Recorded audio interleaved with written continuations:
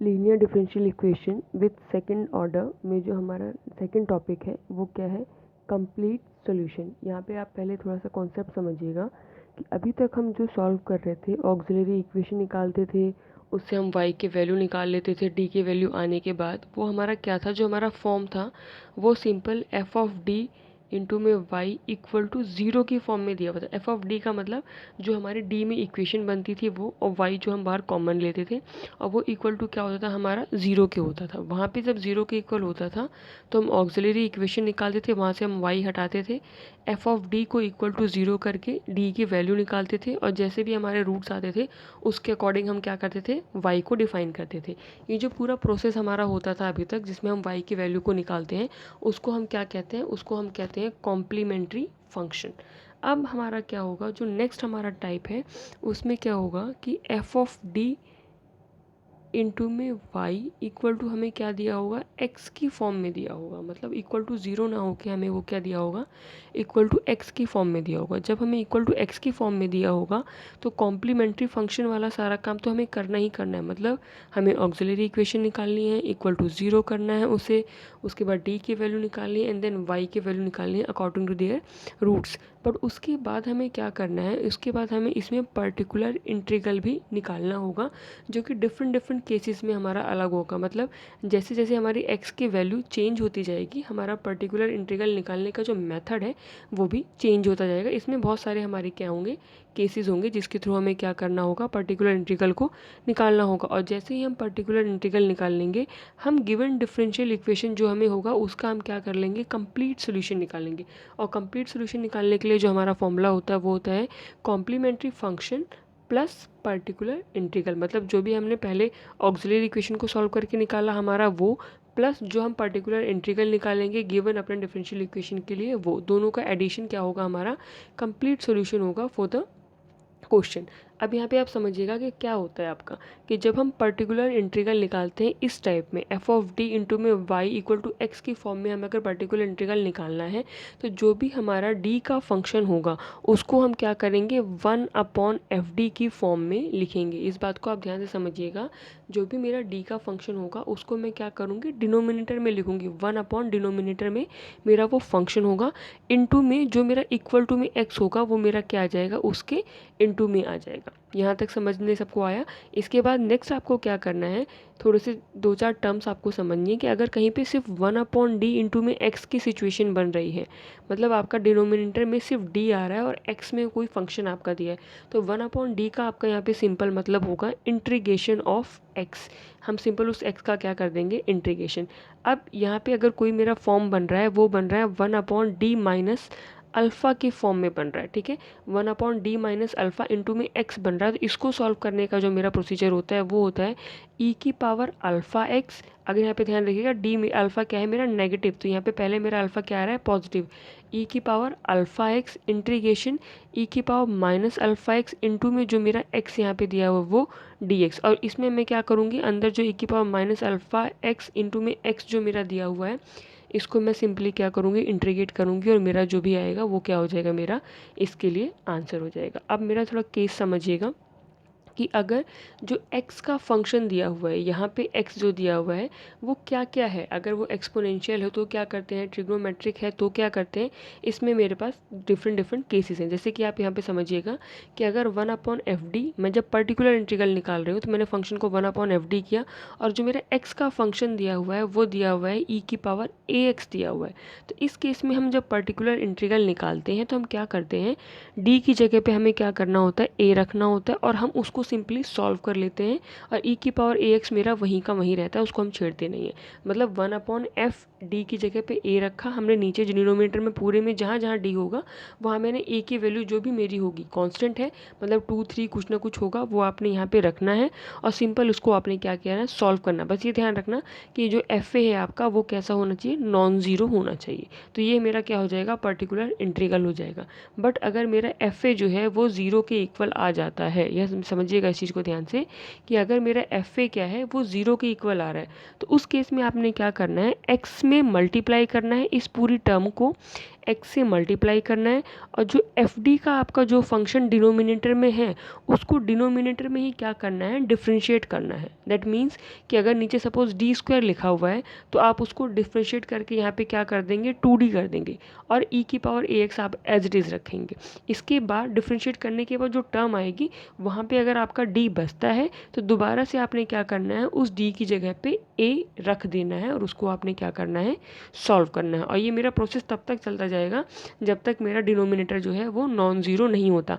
मतलब सपोज़ इसको करने के बाद भी अगर डिनोमिनेटर मेरा ज़ीरो आता है, मैं दोबारा से x से मल्टीप्लाई करूँगी और दोबारा से जो मेरा नीचे फंक्शन है d का उसको मैं दोबारा से क्या करूँगी, d के रिस्पेक्ट में डिफ्रेंशिएट करूँगी और फिर से मैं अगर d का कोई टर्म बचता है वहाँ पे तो मैं d की जगह पे फिर से a रखूँगी। तो ये प्रोसेस मेरा चलता जाएगा जब तक या तो d ख़त्म ना हो जाए या तो एफ ए मेरा क्या हो, नॉन ज़ीरो ना आ जाए।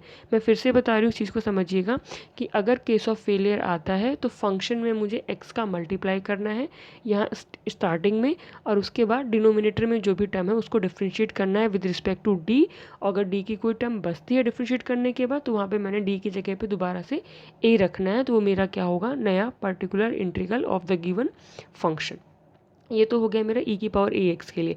अब अगर मेरा साइन का कोई फंक्शन है x की जगह पे, सिंपल समझिएगा कि यहाँ पे x की जगह पे अगर मेरा कोई साइन का फंक्शन है तो क्या करना है, x की जगह पे अगर कोई साइन का फंक्शन है तो जहाँ भी आपको d स्क्वायर दिखाई देगा, जहाँ भी आपको डी स्क्वायर दिखाई देगा उसकी जगह पे आप क्या पुट करोगे, माइनस ए स्क्वायर। ये ध्यान रखिएगा, माइनस बाहर है, ए स्क्वायर मतलब आपका सिंपल, अगर आपका डी की जगह पे आप 3 पुट करना है, ए की वैल्यू सपोज अगर आपकी 3 है तो यहाँ पे आप डी की जगह, डी स्क्वायर की जगह पे क्या पुट करोगे, -3 स्क्वायर मतलब -9 पुट करना है आपने डी की जगह पे। और केस ये भी साथ में कि F of minus A square आपका नॉन ज़ीरो होना चाहिए, कभी भी ज़ीरो के इक्वल ना हो।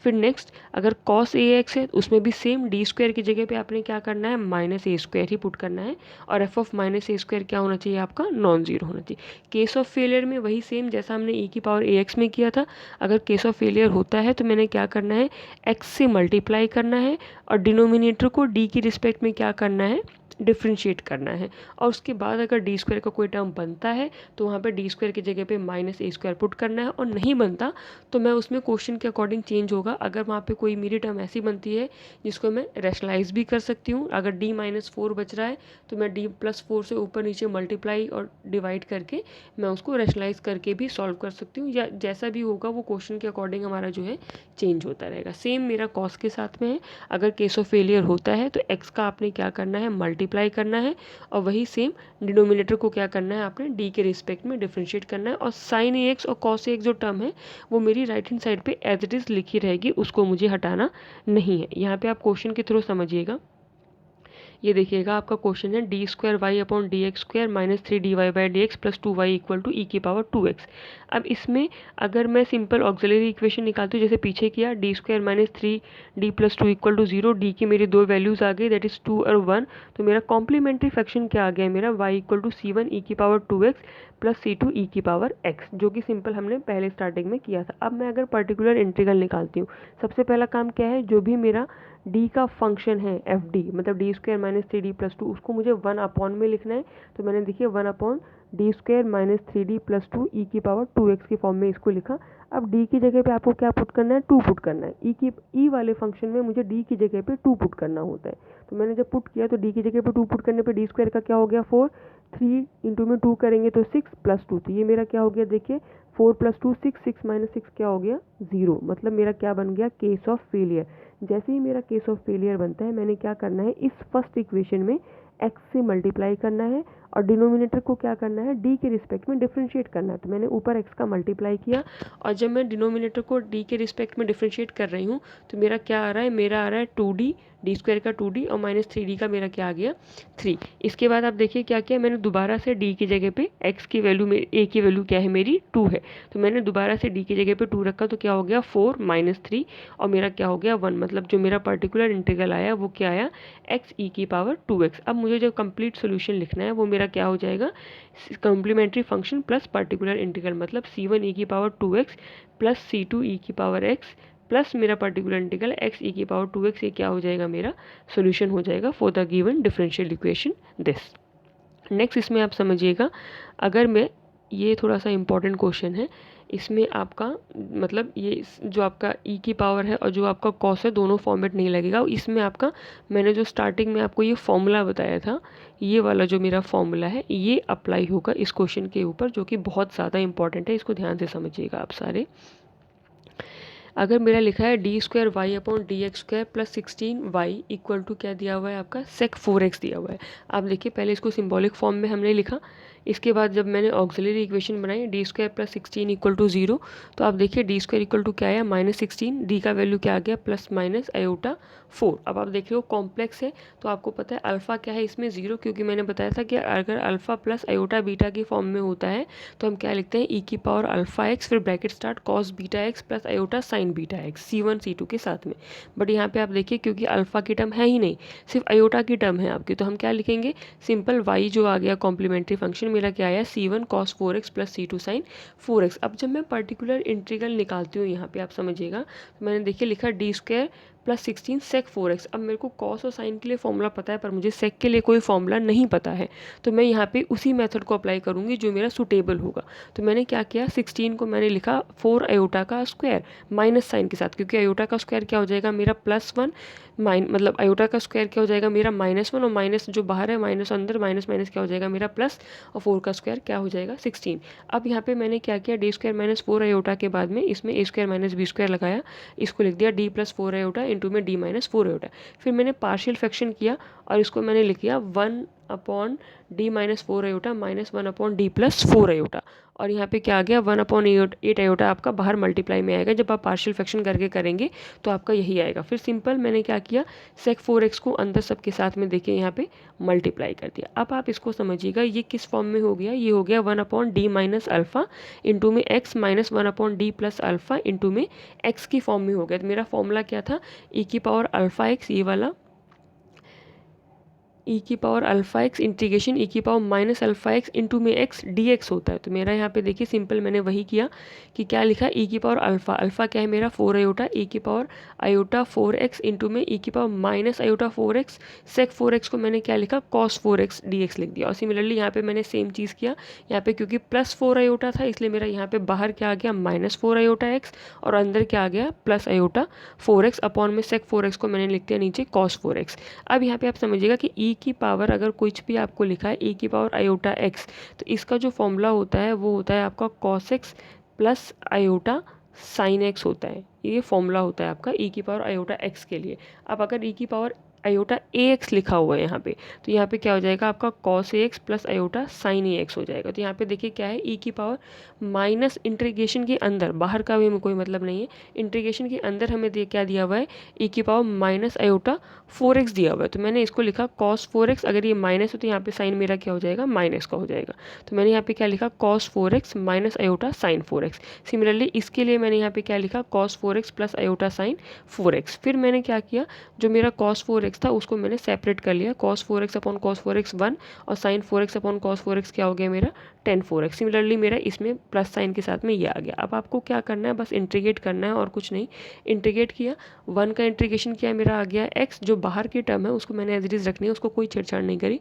1 का इंटीग्रेशन किया x, 10x का इंटीग्रेशन होता है log cos x। तो यहाँ पे मेरा मैंने क्या किया टेन 4x का मैंने इंटीग्रेशन किया, तो आप समझिएगा 10x का इंटीग्रेशन होता है माइनस लॉग कॉस एक्स। तो यहाँ पे टेन 4x का इंटीग्रेशन क्या हो जाएगा माइनस लॉग कॉस 4x, और कॉस 4x मतलब 4x का करोगे तो अपॉन में क्या आ जाएगा आपका 4, ठीक है, माइनस साइन आपका क्या हो गया प्लस। सिमिलरली मैं यहाँ पे करूँगी 1 का इंटीग्रेशन मेरा x और टेन 4x का क्या हो जाएगा मेरा log minus log cos 4x upon में क्या आ जाएगा मेरा 4।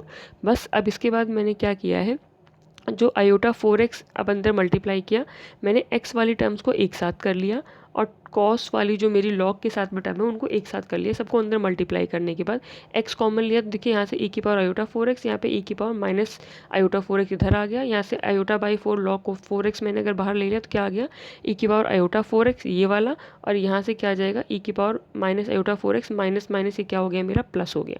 फिर यहाँ पे मैंने क्या किया जो ये 8 आयोटा था मेरा इसको मैंने यहाँ पे अंदर कर दिया 2 आयोटा, और यहाँ से 8 आयोटा का मेरा क्या आयोटा आयोटा क्या हो जाएगा कैंसिल, 8 4 आपका क्या हो गया 8/4 यहाँ से आपका 1/2 मैंने यहाँ से अंदर ले लिया है, 4 का 2, और 8/2 से यहाँ पे क्या कर दिया मैंने 16 कर दिया। ठीक है, ये जो फॉर्मूला आपका होता है e की power iota 4x minus e की power minus iota 4x upon 2 iota, ये होता है आपका साइन का फॉर्मूला। ठीक है, तो ये साइन 4x के लिए आपका, क्योंकि यहाँ पे a का वैल्यू 4 है तो ये साइन 4x हो जाएगा, और ये प्लस के साथ में विदाउट आयोटा क्या होता है आपका कॉस होता है, तो ये क्या हो जाएगा आपका कॉस 4x। तो ये लॉग कॉस 4x इंटू में क्या आ गया आपका cos 4x। अब आपका जो पहले इसमें क्या था, आपका CF जो हमने निकाला हुआ था वो था C1 cos 4x plus C2 sin 4x, तो वो मैंने यहाँ पे रखा, प्लस पर्टिकुलर इंटीग्रल क्या है मेरा x/4 sin 4x plus 1/16 log cos 4x into में cos 4x। तो यहाँ तक हम इसको क्या कर देंगे, ये हमारा जो है इसका कंप्लीट सोल्यूशन हो गया है। अब इसी में आप समझिएगा, अगर कॉस का आपको एक क्वेश्चन समझना है तो देखिएगा सिंपल फटाफट से, d² minus 4d plus 4 into में y 5 cos 3x किया मैंने, इसका मैंने वही ऑक्सिलरी इक्वेशन निकाला, मेरा रिपीटेड रूट आया तो मैंने इसको c1 plus C2 x e की पावर 2x, क्योंकि 2 बार रिपीट हो रहा है तो मैंने एक बार दूसरे कॉन्स्टेंट में x से क्या कर दिया मल्टीप्लाई। फिर जब मैं इसका क्या कर रही हूँ पर्टिकुलर इंटीग्रल निकाल रही हूँ तो 1/d² minus 4d plus 4 5 cos 3x किया। ठीक है, फिर वही d² की जगह पे मुझे क्या पुट करना है -3 का स्क्वायर मतलब -9, तो देखिए क्या हो गया -9 माइनस 4d प्लस 4 और 5 cos 3x मेरा एज इट इज रहेगा। अब यहाँ पे आप समझिएगा कि इसको सॉल्व करके मेरा क्या है 1/-4d माइनस 5, मैंने माइनस साइन कॉमन ले लिया, मेरा क्या हो गया -5 cos 3x upon 4d plus 5 हो गया। अब आपने क्या करना है, जब भी आपका डिनोमिनेटर में ऐसी कोई टर्म बनेगी आप क्या करोगे, इसके नेगेटिव से, मतलब 4d प्लस 5 है तो 4d माइनस 5 से ऊपर नीचे आपने क्या करना है मल्टीप्लाई और डिवाइड करना है। जब मैं 4d 5 से ऊपर भी मैंने नीचे भी किया तो देखिए ऊपर क्या हो गया 4d माइनस 5 हो गया, नीचे a minus b a plus b का हो गया, तो हमने क्या लिख दिया 16d² माइनस 25। अब d² की जगह पे अगेन आपने क्या करना है, जहाँ पे भी आपको d² दिखाई देगा इसमें कॉस और साइन में आप क्या करते हैं -a² पुट करते हैं। फिर दोबारा से मैंने इसकी जगह पे क्या पुट कर दिया d² की जगह पे 3 का स्क्वायर, जो कि आपका क्या हो गया -9, और हमने इसको पूरा सॉल्व किया तो हमारा ये हो गया 169। अब इसमें -5 cos 3x को पहले 4d के साथ मल्टीप्लाई किया, फिर -5 cos 3x को -5 से किया, तो माइनस माइनस क्या हो जाएगा प्लस, तो ये हो गया 25 cos 3x, यहाँ पे क्या हो जाएगा 5 4 20 d इंटू में cos 3x। आप समझिएगा d क्या होता है मेरा, d होता है मेरा d/dx मतलब डिफ्रेंशिएशन, तो cos 3x का मैंने क्या कर दिया डिफ्रेंशिएशन कर दिया, cos 3x का डिफ्रेंशिएशन क्या हो गया मेरा sin 3x इंटू में 3, तो ये क्या हो गया मेरा 60। तो ये मेरा क्या आया, ये मेरा जो सॉल्व होकर आया ये आया पर्टिकुलर इंटीग्रल। तो मैं कंप्लीट सोल्यूशन जब निकालूंगी तो क्या कर दूंगी CF plus particular integral, CF मेरा क्या था C1 प्लस C2x e की पावर 2x और पर्टिकुलर इंटीग्रल मेरा ये, तो यही मेरा क्या हो गया इस क्वेश्चन के लिए सोल्यूशन हो गया। Thank you so much.